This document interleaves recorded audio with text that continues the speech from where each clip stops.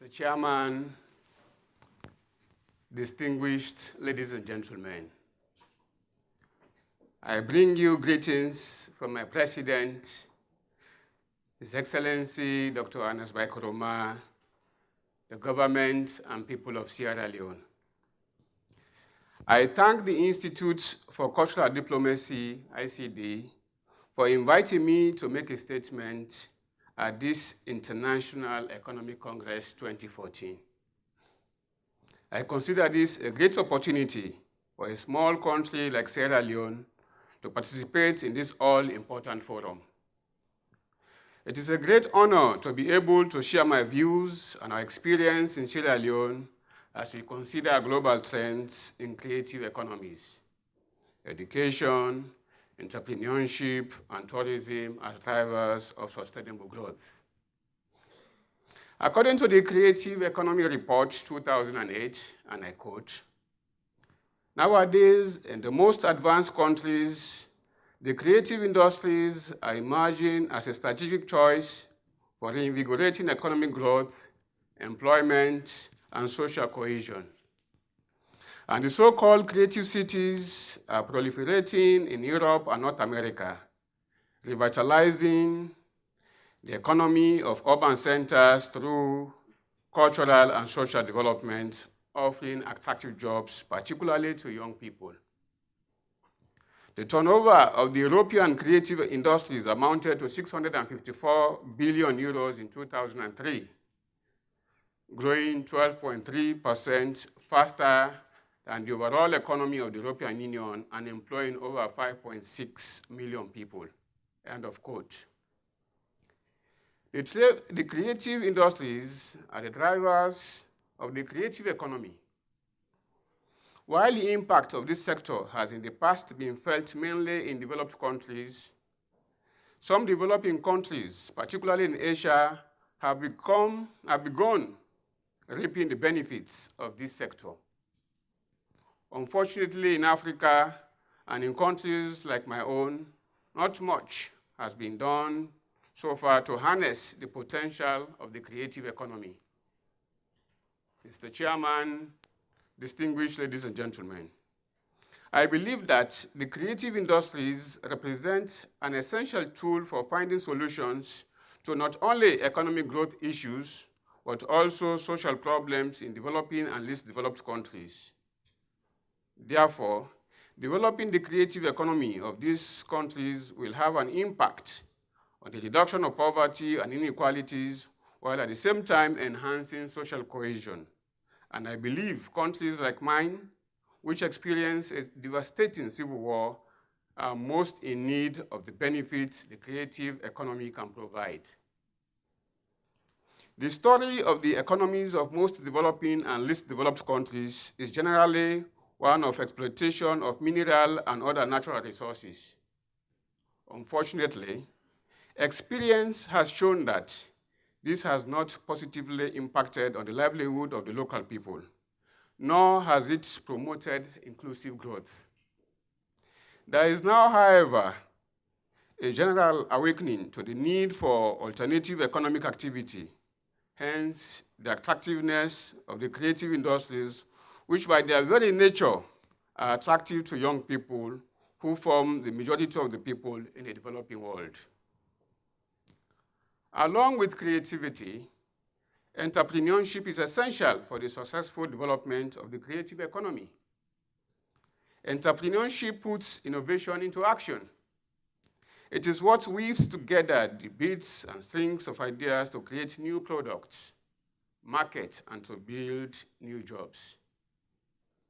Unfortunately, my country, like most other countries that were under the British colonial domination for a significant part of their history, inherited an education system that was based on a grammar school type of education, training citizens mainly for jobs in the civil service and what we are considered the important professions like engineering and medicine. Since we gained independence over half a century ago, not much political attention had been paid to refocusing the education sector, particularly in the area of creativity and entrepreneurship. Recently, however, There has been a recognition of the importance of short refocusing, and work has already commenced in this regard with an ongoing review of the education sector. Other developing countries are far ahead of Sierra Leone in this regard. There is now a growing belief that the education system should expose our children and young people to as wide a spectrum of professions as possible and should develop their creative abilities. So, for example, rather than just teaching tailoring, we will expand the system to include fashion design. It is also now generally accepted that for creativity to flourish, intellectual property rights have to be protected in order to ensure that individuals and groups can reap the financial benefits of their work. Without this being guaranteed, the creative economy cannot develop or be sustained. Mr. Chairman, Sierra Leone, until recently, had an archaic and weak copyright law that was incapable of providing effective protection of intellectual property rights. However, in 2011, a new Copyright Act was passed into law that makes provision for, among other things, the establishment of a collection society that will act on behalf of rights owners to ensure they can reap the economic benefits that flow from their creative endeavors. Action is now ongoing to ensure the new law is effectively enforced. The UN Creative Economy Report 2010 says, and I quote, "The cultural sector contributes to tourism through the demand for visits to cultural heritage sites, festivals, museums, and galleries, as well as music, dance, theater, opera performances, etc. More recently, the cultural ambience and traditions of different locations can be an attraction for tourists, especially for those classified as cultural tourists, who are more discriminating and culturally aware than the so-called mass tourists." End of quote. This is why in Sierra Leone, as we work on rebranding and expanding our tourism sector after 11 years of civil war that ended in 2002, we are focusing on heritage and nature rather than mass tourism. It is with this in view that we are working on developing a number of heritage and nature sites to world-class tourist attractions, and have already recently succeeded in having a number of short sites being placed on UNESCO's tentative World Heritage Site list. We hope that when these sites are fully developed and accepted as World Heritage Sites, they will attract large enough number of visitors that will boost our creative economy. Another area in which Sierra Leone seems to be on the right track in relation to the development of our creative economy is in the area of information and communication technology, ICT. Part of the sixth of the 10 key messages that emerged from the Creative Economy Report 2010 says, and I quote, "Developing countries are lagging in terms of broadband connectivity." For the creative industries, this is a constraint because many applications to stimulate creative production and e-business do not run without sufficient bandwidth. Therefore, national and regional investment efforts should be guided in collaboration with international agencies towards better infrastructure for broadband in the South, end of quote. In order to improve broadband connectivity, Sierra Leone, with support from the World Bank, recently landed a fiber optic cable in the country as part of the Africa Coast to Europe ACE project. The Sierra Leone Cable Company, SALCAB, was officially launched in February last year, and that marked the beginning of the rollout process of improved broadband access in the country, which I believe will impact significantly on the growth of our creative economy. Sierra Leone, like many other developing and least developed countries, has in the past not had a coherent cultural policy in place to guide the cultural sector. For virtually 2 decades, we struggled to put one in place. Thankfully, we now have one, which we are in the process of launching and popularizing while at the same time establishing a National Council for Arts and Culture as stipulated in the policy, which will guide the preservation and development of our cultural heritage. In conclusion, however, I must state that even though I have outlined some measures already in place or in progress that will enhance my country's capacity to develop and benefit from its creative economy, Sierra Leone, like most other least developed countries, faces huge challenges ranging from policy gaps, weak capacities, inadequate infrastructure, lack of access to finance, etc. In order to address some of the aforementioned challenges, we propose to do the following. 1, establish an interministerial task force that will develop policies and guide their implementation in the quest to develop our creative economy. 2, follow through on the practical implementation of the Copyright Act 2011 by facilitating the establishment and functionality of the collection societies stipulated in the Act and ensuring that our law enforcement agencies have the capacity to enforce the provisions of the Act. 3, work with the Sierra Leone Investment and Export Promotion Agency, SLIPA, to identify and develop local and international market for our creative industry products. 4, identify sources of financing for the creative industries and provide capacity building for industry players to ensure that they have the business management skills necessary to have sustainable business enterprises. The focus here will be on small and medium enterprises.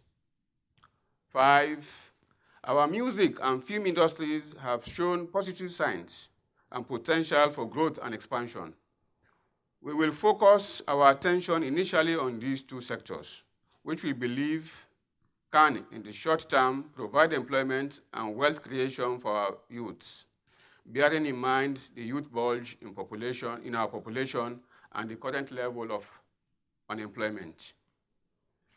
Mr. Chairman, ladies and gentlemen, what I have outlined here is by no way exhaustive, nor have I attempted to provide it as a one-size-fits-all prescription. I, however, hope that I have been able to provide some insights into what we are doing and hope to do to develop our creative economy, and I hope to be able to learn from your experiences. Certainly, promoting creative economies is not only an answer to youth unemployment and inclusive growth, but also fosters national and global security and developing human relationships. And this is a responsibility not only of government, but of all. Thank you, and welcome to Sierra Leone, Africa's hidden paradise. Thank you.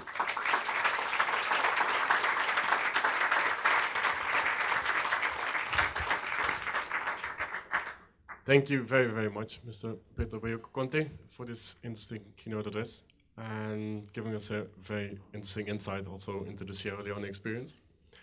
I already see some questions coming up, so if you want to give the microphone. Thank you very much, Minister. My name is Ben. I'm from America. I'm working on a project in Liberia to develop specifically the music industry, but very much what you're discussing. In your points that you listed at the end, I was particularly interested for maybe some more thoughts on, in number 2, you mentioned law enforcement enforcing the copyright laws in Liberia, where rule of law is such a big challenge in general. How to really go about implementing enforcement of copyright violation is something that's particularly on my mind. And number 3, you mentioned SLIPA and developing markets, and then if you could elaborate that on a little further, I'd appreciate it. Okay. Thank you. Well, Liberia is not very different from Sierra Leone. In fact, we are sister countries. Both countries really experienced a civil war, unfortunately. After the war, we quickly started working on trying to put our house in place, addressing the issue of the music industry. We noticed, of course, that many youths were coming up spontaneously to build themselves up on this particular sector. So we wanted to make sure that those who are involved in this industry get the best out of it. Because at the end of the day, what we realize was that some people, we are stealing their music and so on and so forth. So we had to work with there's a union, a national union of artists, to ensure that we know who are the artists and what they produce, and then give them exactly guidelines as to what we want them to produce, because we wanted to ensure that they preach the message of unity and peace, and development as well in the country. So we made it very clear that they have to be the point of reference that will ensure that only those who are the producers of music have to make money out of it, and that they have to discourage those who will steal from them. But also inform the police and all the other agencies that are responsible for making sure that there is some amount of law and order in the country, to ensure that we protect those who are producers of the music industry. So, yeah, and then we have Sleeper, which is the agency that is responsible for exporting our products. So they too have come in to ensure that the support, and politically, also financially, those potential young men and women who are in the industry, so that not only people in Sierra Leone can buy their product, but also people in the region can know about the products that we produce in terms of music. So we are working on in this particular direction, both at the level of working with the union, but also with the agency that is charged with the responsibility of promoting the music industry.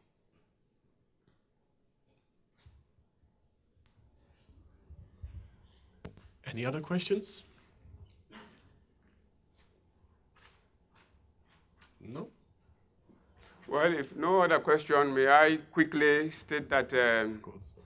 Sierra Leone, I know for most of you, Sierra Leone is being identified for the civil war that we had.